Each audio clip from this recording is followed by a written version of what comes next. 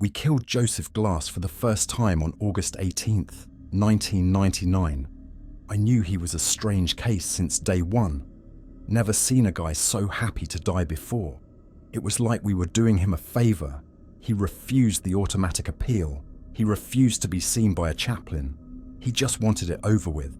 It had only taken a little over a year, and it was already time for him to make his appointment with God. He freaked me out, just passing by his cell. He was like our very own Hannibal Lecter, the way he just stood there in the back of his cell, like he'd been waiting for you. The lights always burned out in any cell he was in, and maintenance had gotten tired of fixing them. Not that he seemed to mind in the slightest. The darkness seemed to swallow his top half, and all I could see were the whites of his beady little eyes poking out of all that black. Billy drummed his baton against the bars. "Up and at 'em, cowpoke," he called in that mocking tone. "Time finally come for you to pay what you owe, you sick son of a..." "Billy." Warden Taft silenced him with a word. "If you can't act like a professional, you're going to have to sit this one out." Billy paused and licked his chapped lips. "No," he muttered. "This a show I can't miss." Glass seemed to tick Billy off more than any prisoner before him. He liked him to at least pretend to feel sorry for what they've done, or act scared of what's coming to him. This one didn't even have the common decency to shed a tear. He was as stone-faced as a statue, even while being marched to the chair. Billy liked to joke sometimes that we ought to take the guy out back with some car batteries and really put the fear of God into him, get him to cut out that stoic act. I think he was only half joking. After what this guy did to those girls, well, Billy has a daughter, so I guess it struck a chord. We all watched him fry. The warden, his closest men, the thin-faced man representing the commissioner of corrections, the prison physician, the families of those poor girls. It couldn't have gone more by the book. Only oddity I'd noticed at the time was that the stench of death never quite left the clothes I'd worn that day. And then the next morning, we came into work to see the whites of those beady little eyes staring at us from the darkness again. "Good morning, sirs," he said, just as he did every morning, in that airy, hoarse little voice. I'll admit it, I dropped everything I was carrying, stumbled back, stammered like a confused child. "Hell," I almost screamed. You're not... You're supposed to be." "I don't know what you mean, sir." He leaned in like he was trying to stare a hole through my chest. His tone almost sounded disappointed. "You never came for me. You promised me that yesterday would be the end, sir, but you never came. I waited all night long. Why did you lie to me?" Me and Taft looked at each other. We both had the exact same question on our minds. If Glass was still alive, who the hell did we roll into the morgue last night? "Jesus Christ!" Taft gagged when he pulled back the cadaver cover, stumbling away. "It's Billy." I looked. I know I shouldn't have, but I couldn't help it, and I'll be forever haunted by the sight of my friend lying there on his back, mouth agape and cloudy eyes staring into the ceiling. Open wide, as if he'd spent his last moments in a state of terror. The public never found out what happened. The cover-up story was that poor Billy had been taken by cardiac arrest. Internally, it was the scandal to end all scandals. Worst case of incompetence and negligence in history, they called it. They brought the hammer down on anyone even tangentially involved. Me and Taft were out on our ears, and they would have prosecuted us too. But that would have required admitting it ever happened. But I just could never wrap my head around it. Of those dozens of witnesses, not a single person noticed we were strapping a guard to the chair, not an inmate. It was impossible to the point of absurdity. Glass had been the man in that chair. I'd never been more certain of anything in my life. Some months later, I noticed power flickering off all over the city one evening. It was brief, so I thought nothing of it, at least until I got a call from a familiar number the very next morning. "I understand you are one of the staff who regularly worked with one Joseph Glass. We would like to consult with you about an evolving situation." "Oh?" "At 7 p.m. yesterday, we attempted the execution of Joseph Glass for the second time." There was a long pause, and when the voice returned, The professionalism had melted away, replaced with a baffled anxiety. And well, it didn't work. I blinked. It didn't. What? There came a long sigh. Perhaps it'd be best if you saw for yourself. And just like that, me and Taft had our jobs back. Officially, Joseph Glass had been successfully executed on August 18th, 1999. Unofficially, they tried again 6 months later, just to tie up loose ends. This time, he hadn't even had the courtesy to pretend to die. He just sat there on the chair, motionless and unaffected, while the CO who'd flipped the switch suddenly seized up and began to convulse, screaming and gnashing and wailing as electricity seared him beneath his skin, clawing at his chest until his eyes popped in his skull and rolled down his face like melted candle wax. All around him, lights flickering, machines bursting from pressure, electrical panels vomiting arcs of static. It was a mess. The feds were crawling all over this case now, from a department I've never heard of. Something about investigating preternatural activity. They told me Glass was refusing to speak with anybody but the COs who'd once cared for him. Being walked into that interrogation room almost made me feel like I myself was a convict being marched to his execution. Glass was staring at me when I walked in, like he'd been sat there, motionless, waiting for me. I expected nothing less. I took a shuddering breath as I sat across from him. I'd sat across from serial killers and psychos before and showed no hint of fear. But how could I not now, sitting across from a man who can kill people without touching them? Glass. Officer Mendez. His tone betrayed no emotion. I had thought you'd abandoned me. I winced. No, Glass. I'd just been temporarily relieved. It's good to see you again. Would you like a glass of water? I offered it to him. He didn't even look at it. His eyes just bored into mine, relentless. I'm here to ask you a few questions. Silence. Okay, Glass, I need to know how you killed Billy and Kramer. I didn't, he replied. It did. It? The thing standing behind you. I didn't bother to turn around. I had enough experience with prisoners trying to trick me into looking the other way while they pulled off some half-baked escape plan. Glass, please, let's take this seriously, I replied. I've always treated you with respect, haven't I? You've never had any problems with me. Actually, I do. I have a problem with all of you. Oh? You here all believe that death is a punishment. There was the first hint of emotion I'd ever heard in his voice. It's not. It's freedom. The only freedom. You promised me that gift. You promised me you'd let me die. You've given it to so many other prisoners while leaving me behind.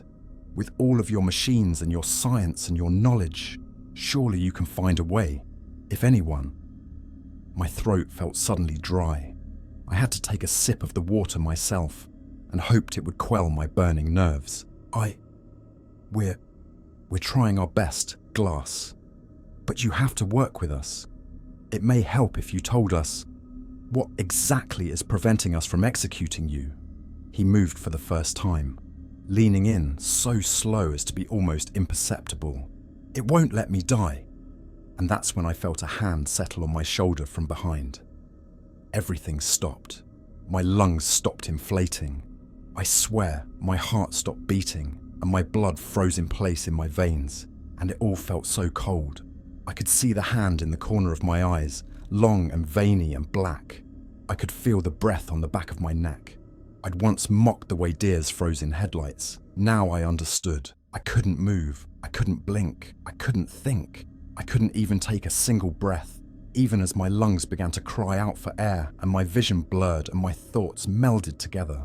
All I could see was Joseph's eyes staring into mine. Those infinite fathoms of darkness. That Stygian sea that swirled and stormed and thundered in the blackness of his iris, and the eyes of things waiting a million leagues below the waters.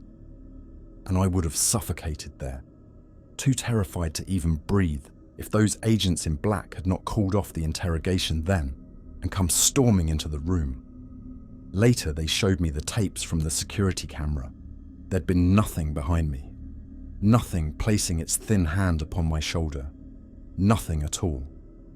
On May 7th, 2001, Glass was set to be executed for the third time, via hanging, or so I heard, in some government black site somewhere, far from prying eyes. While it was set to happen, me and Taft were sharing glasses of scotch in his office, nominally to celebrate, really because we were scared. Taft always struck me as young at heart, despite his years, but this was the first time the warden had ever looked truly, properly old. He watched the yard below as he had a drink. "Did I ever tell you why I chose this line of work, Mendez?" I shook my head, and he sighed. "Back in '63, they found a woman's body in the back seat of a burnt-out car. In some state park near my neighborhood, a prostitute. One of her Johns had chopped her up, burned all the evidence, and you know what got me, Mendez? Nobody cared. Nobody bothered to investigate. Who will notice one less hooker on the corner of Fifth Avenue, right? It didn't sit right with me. The way I see it, Mendez, every life matters, even the ones we try and cast aside. Everybody's got people who love them and childhood memories and all that. Everybody deserves justice, no matter who they were." He set down his glass and looked me in the eyes. "So I joined the force, got the case reopened, found the guy, and I watched him fry. And I like to imagine she was there watching too as he burned. There was a tense moment and then a chuckle. Course, after that bullet to the hip in '71, I couldn't walk the beat anymore, but I've been just as happy here, watching justice be served. It makes me feel like there's some kind of karmic order to the world. Good deeds and bad deeds get repaid in kind." It was clear there was something lurking beneath his words, some unspoken thesis. Eventually, with old, wrinkled, tired eyes, he said it. "I've thought about it, and if Glass doesn't die tonight, I'm finally going to retire, Mendez," he confessed. "After what he did to those girls, what kind of order can there be in a world where a monster like that is just beyond justice?" I was shocked. Warden Taft always struck me as an unmoving fixture. What would we do without him?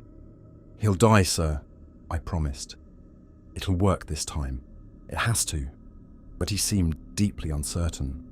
With one last shuddering drink, he leaned forward. His eyes. He stared at my expression, as if desperate for me to understand, for me to know.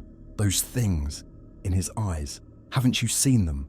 And at that moment, Taft was yanked up out of his chair. It was so sudden, so inexplicable, I could barely register what I was witnessing. Some unseen force lifted him 2 or 3 feet above the ground, dangling him there. He choked, coughed and sputtered, desperate to gasp down air which would not come, and clawed at something around his neck which I could not see. He was hanging, I realized, and with wide, horrified eyes, the same as Billy's had been. He silently begged me for help. I sprang from my chair and wrapped my arms around his dangling legs. At first I tried to pull him down to the floor, but I realized it was only tightening the invisible noose around his neck. Then I tried lifting him as high as I could, which gave him some relief, but not much. Tears rolled down his face as it swelled and turned blue, and even though I could not see the noose, I could see the bruised purple skin where it had squeezed around his neck.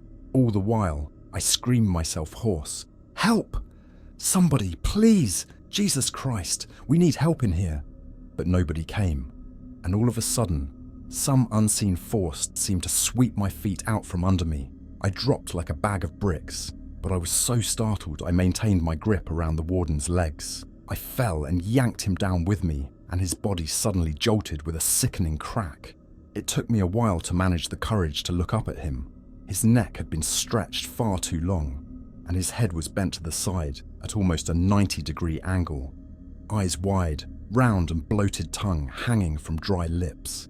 And then whatever force had suspended him disappeared, and his body fell upon me while I screamed and screamed. I came bursting from his office to find my co-workers casually chatting and working just outside. Somehow, despite all my screaming and begging while Taft was dying, none of them had heard a thing. I took a page from Taft. I wanted out. We were dealing with something unholy here, something whose tendrils could reach any distance, and my life, who knows, maybe even my soul, was at hazard. But the agents in the sharp suits made one thing clear. If I refused to cooperate, well, I would make the perfect scapegoat for the murder of Warden Taft. I was marched into the interrogation room to find a Joseph Glass that had abandoned all pretense of humanity. His eyes had darkened to a pure black, or perhaps he had no eyes at all, only windows into some place of outer darkness. I was shaking like a leaf as I sat in front of him, feeling more like a prisoner than he was. Mr. Glass? No reply. I shuddered, trying to focus on my little piece of paper to distract myself from the blackness of his eyes. I have some questions I'm supposed to ask you. Is that okay? Silence. I take a deep breath. How old are you, Glass? I thought it was just one of those basic questions. Conversation starters, really. I couldn't have prepared myself for his answer. I am old, child. His voice was nothing like I remembered. It was deep and low and rumbling, like there were multiple people speaking in unison, and all were equally ancient. Older than you could possibly know, older than this nation, and older even than the empire that once bore it. I had to fight the basic animal instinct to flee. Focus on the questions, I thought. Why did you do what you did to those girls? Just so I could feel something again, he whispered. Anything. Did you not feel the slightest bit of guilt? Remorse? You ask that of me? Me, who has watched empires rise and fall? He almost sounded amused. Does time feel remorse? For time has killed far more than I. But mankind is like the Hydra. All I've killed will be replaced by, essentially, identical stock, and in greater numbers. And then they will die and be replaced, and so the cycle will continue forever. Did you expect me to pity them for being given the death I myself covet? Only the dead are given leave of the cycle. It is a blessing. And suddenly, he stood from his chair, as if he'd never been restrained at all. A blessing you promised me, Officer Mendez. I stared up at him in disbelief. What? How did you... But I couldn't even stammer a sentence out before he was upon me, crawling over the table with the eerie grace of a spider. These were no longer the imperceptible hints of emotions I'd come to expect.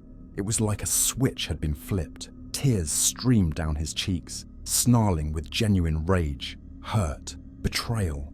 And beneath those black seas in his eyes, all the things that haunted the fathoms below were rising to the surface. You owe me a death. Make good on your word. Pay your debt. I cried out and recoiled from his every touch with disgust. But he was stronger than he looked. I couldn't worm my way out of his impossible grip. I won't. Get off of me, you sick bastard.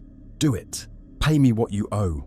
It was like 1,000 different voices screaming in my ear. Straining and weeping, I locked my hands around his neck and pressed my thumbs against his throat, trying to strangle him. But instead, I could just feel that grip upon my own neck, squeezing the life out of myself as my lungs burned for air. Yet I kept pressing harder and harder, as if hoping I might somehow break through whatever unholy force was protecting him. And then those terrible hands grasped my shoulders again, and I was paralyzed by a terror that could be called nothing but ancient and primal. Like the thing standing behind me was the same force that had kept my ancestors huddled, terrified in their caves 100,000 years ago. And every one of those voices was crying out to me through my very blood.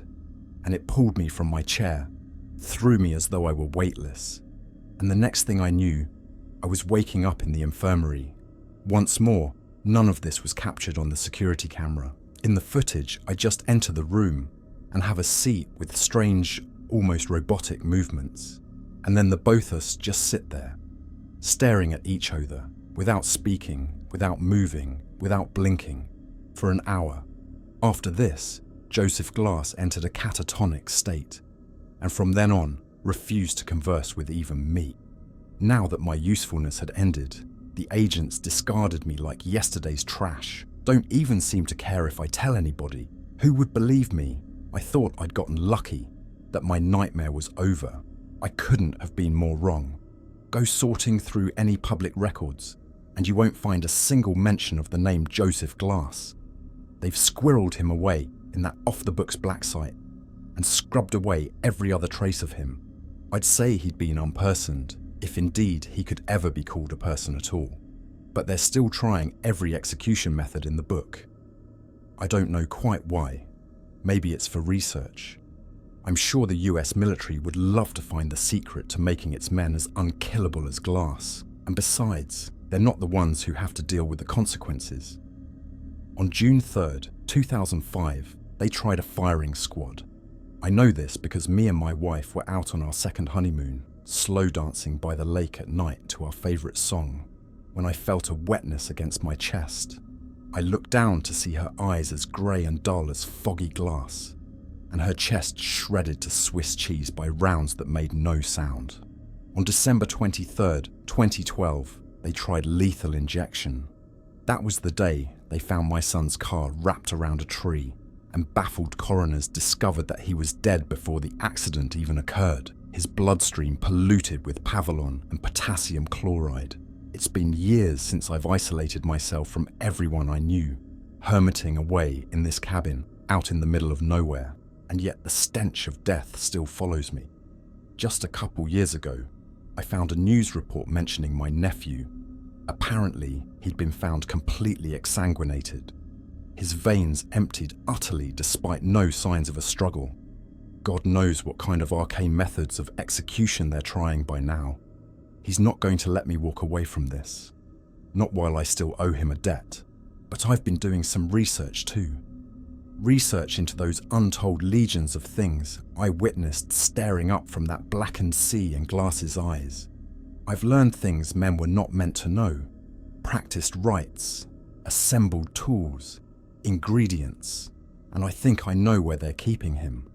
Even though they blindfolded me, I counted the second between every turn on our way to the black site, and I've since spent weeks watching the place, cataloguing every entry point.